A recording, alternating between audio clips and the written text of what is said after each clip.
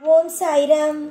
என் அன்பு செல்லமே, என்னுடைய அழகான தங்கமே, என்னம்மா மனமுடைந்து இருக்கிறாய்? உன்னை மனமுடைந்து போவதற்கு நான் விடமாட்டேன். நீ என்னைக்கும் என்னுடைய பிள்ளை. உன்னை நான் சீரும் சிறப்புமாக அழகாக வாழ வைப்பது மட்டுமே எனது முதல் குறிக்கோள். அதற்கு பிறகுதான் மற்றவை எல்லாம். நீ என்னைக்குமே எல்லா நிமிஷத்திலேயுமே திருப்தியான ஒரு வாழ்க்கையை அமைத்து தருவேன்.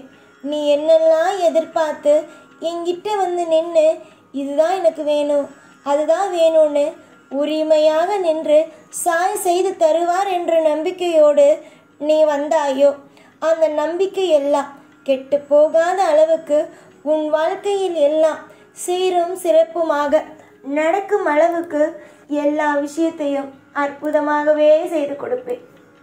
உன்னையும் சற்று கவனித்துக்கொள். அதாவது உன்னை சுற்றி இருப்பவர்கள் நன்றாக இருக்க வேண்டும். கவலைகளை மறக்கும் அளவுக்கு அவர்களுடைய வாழ்க்கையில் இன்பம் நடக்க வேண்டும் என்று நினைக்கிறார். அதே அளவு உன்னுடைய வாழ்க்கையிலும் எந்த கஷ்டமும் வந்துவிடக்கூடாது, எந்த நஷ்டமும் வந்துவிடக்கூடாது என்று நினைத்து கொஞ்சம் தெளிவாக இருப்பதற்கு முயற்சிகளை செய். சில நேரத்தில் நான் உன்னை பார்க்கும் பொழுது எனக்கு கோபம் வரும். அதற்கு காரணம் என்ன தெரியுமா? நீ சில நேரத்தில் உன்னை கூட நீ கவனித்து கொள்ளாமல் மற்றவர்களை கவனிப்பாய். உன்னுடைய உடல் ஆரோக்கியம் எப்படி இருக்கு? நம்ம எல்லா நிமிஷமும் ஆரோக்கியமாக தான் இருக்கோமா? எல்லா விஷயமும் நம்ம உடம்புல எல்லாமே சரியாக தான் இருக்கா அப்படின்னு நீ யோசிக்கிறது இல்லை. எல்லா நிமிஷமும் குழம்பி தவிக்கிற. இனிமேலாவது உன்னுடைய வாழ்க்கையில எல்லா விஷயத்தையும் கொஞ்சம் பாரு. உன் உடம்புல என்ன விஷயம் நடக்குது, உன்னை சுத்தி என்னென்ன நடக்குது, வாழ்க்கையில நம்ம உடல் சரியா இருக்கா, நம்முடைய வாழ்க்கையில செய்யறது எல்லாம் சரிதானா என்பதை கொஞ்சம் யோசி. இதுக்கு முன்னாடி யோசிக்காம என்னென்னமோ விஷயத்தெல்லாம் நீ செஞ்சுட்ட. ஆனா இதுக்கு மேல நீ எல்லா விஷயத்தையும் யோசிச்சுதாமா செய்யணும். கவலைகள் என்பது வாழ்க்கையில எல்லா நாளும் இருந்துகிட்டு தான் இருக்கும். அந்த கவலைகள் அத்தனையுமே சரிதான். உன் வாழ்க்கையில நீதான் ஒரு நல்ல முடிவு கட்டணும். தேடுற ஒவ்வொன்றும் கிடைக்கணும்னா முயற்சிகள் செய்யறதை விட உன்னையும் நீ பார்த்துக்கணும். அப்போதான் நீ என்ன விஷயம் செய்ய போறியோ அதற்கான யோசனையும் வரும், அதுக்கான நல்ல நல்ல விஷயமும் நடக்கும். உன் உடம்பு பார்த்துக்கிறதே கிடையாது.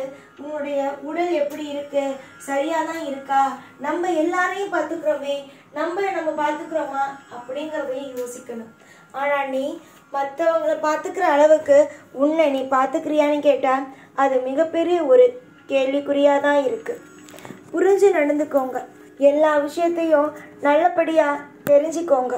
உங்க வாழ்க்கையில என்னென்ன நடக்குது, ஏதேது நடக்குது, வாழ்க்கையில நம்ம எப்போ முன்னேற போறோம் இப்படிங்கிறத நான் சொல்றத புரிஞ்சு தெரிஞ்சு நடந்துக்கோங்க. தங்கமான பிள்ளைங்களுக்கு என்றுமே தங்கம் போலவே வாழ்க்கை அமையும். எந்த குறையும் இல்லாம உன்னுடைய நம்பிக்கை, உன்னுடைய பொறுமை எல்லாவற்றுக்கும் உன்னுடைய வாழ்க்கையில் நீ நிச்சயமாக சீரும் சிறப்புமாக இருப்பாய். இது அடுத்த பட்சம். ஆனால் சமீப காலமாக உன்னுடைய உடல்நிலை சரியில்லாமல் இருக்கிறது.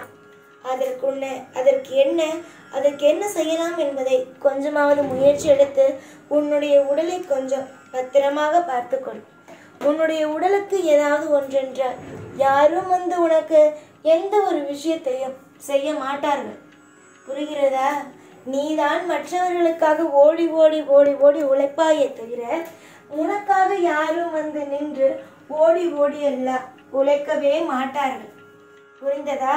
உன்னுடைய உடலை பார்த்து கொள்வது உன்னுடைய கையிலேயே தான் உள்ளது. உன்னுடைய வாழ்க்கையில் ஒரு விஷயத்தை நடத்துவது உன் கையில் தான் இருக்கிறது. நீ இந்த மாதிரி நடந்துக்கலாம், அந்த மாதிரி பண்ணலாம் அப்படின்னு உன் வாழ்க்கையில யோசிச்சு முடிவெடு. நீ முடிவெடுக்கிற காரியத்துல வெற்றி அப்படிங்கிற ஒண்ணு அடைவையே தவிர தோல்வி அப்படிங்கிற ஒண்ணு கண்டிப்பா அடைய மாட்டேன். தொடர்ந்து நிறைய பேருக்கு உதவி செஞ்ச இந்த சாய் உன்னுடைய வாழ்க்கையிலையும் நிறைய விஷயத்துல உதவியை செய்வேன். தொடர்ந்து முயற்சி எடு. அதாவது உன்னோட உடலை பார்த்துக்கிறதுக்கான முயற்சி எடு. உன்னுடைய வாழ்க்கையில என்னென்ன விஷயம் செய்ய போறோம், அடுத்தடுத்து என்னென்ன நடக்க போகுது, அதுக்கான முயற்சி எடு. உன்னுடைய வாழ்க்கை, உன்னுடைய குடும்பத்தை பார்த்துக்கிற முழு பொறுப்பும் உன்னுடைய கையிலே இருக்கிறதுனால நீ என்னைக்கும் தெளிவாதான் இருக்கணும். உன்னுடைய வாழ்க்கை என்பது ஒரு சின்னதான ஒரு விஷயம், சுவாரஸ்யமே இல்லாம இருக்கிற விஷயம் கிடையாது. நிறைய சுவாரஸ்யமான விஷயம் உன்னுடைய வாழ்க்கையில இருக்கு. புரிஞ்சுதா?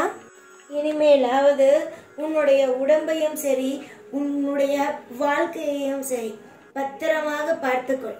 உன்னுடைய உடலை பார்த்தால்தான் உன்னுடைய குடும்பத்தை உன்னால் பார்க்க முடியும். உன்னுடைய குடும்பத்திற்கு ஆணிவேர் அப்படிங்கிறது நான் தான் அப்படின்னு யார் வேணாலும் சொல்லிக்கலாம்.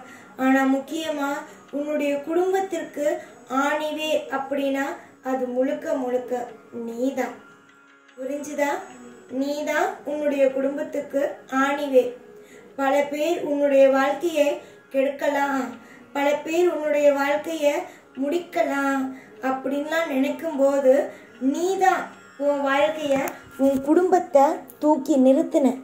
எப்பொழுதும் எந்த ஒரு நிமிஷமும் கவலை வேண்டாம், கண்ணீர் வேண்டாம். உனக்கு கவலைகளை அடியோடு எடுக்கவும், உன்னுடைய வாழ்க்கையில் அனைத்து விதமான கஷ்டத்தை கொடுத்தவர்களை தண்டிக்கவும் எனக்கு தெரியும். இனிமே நீ சிரிப்பது மட்டுமே தான் உன் வேலையாக இருக்க வேண்டுமே தவிர மற்றபடி உன்னுடைய வாழ்க்கையில் எந்த ஒரு விஷயத்தையும் நினைத்து அழுவதோ, தேவையில்லாமல் மனதை போட்டு குழப்பிக் கொள்வதோ வேண்டவே வேண்டாம். புரிந்து நடந்து கொள்.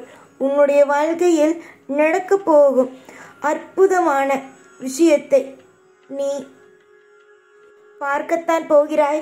ஒவ்வொரு நிமிஷமும் உன் வாழ்க்கையில் என்னென்ன நடக்கப் போகிறது, என்னென்ன வாழ்க்கையை கிடைக்கப் போகிறது என்பதை பார்க்கத்தான் போகிறாய். நீ பட்ட அத்தனை விதமான கஷ்டங்களுக்கும் பலன் கிடைக்கும் நேரமும் வந்துவிட்டது. நீ இத்தனை நாள் எதற்கெல்லாம் அழுது கொண்டு புலம்பிக் கொண்டு வாழ்க்கையில் எல்லாமே நம்மை விட்டு போய்விடும் என்று நினைத்து கதறிக்கொண்டு இருந்தாயோ, அது எதுவுமே உன்னை விட்டு போகாது.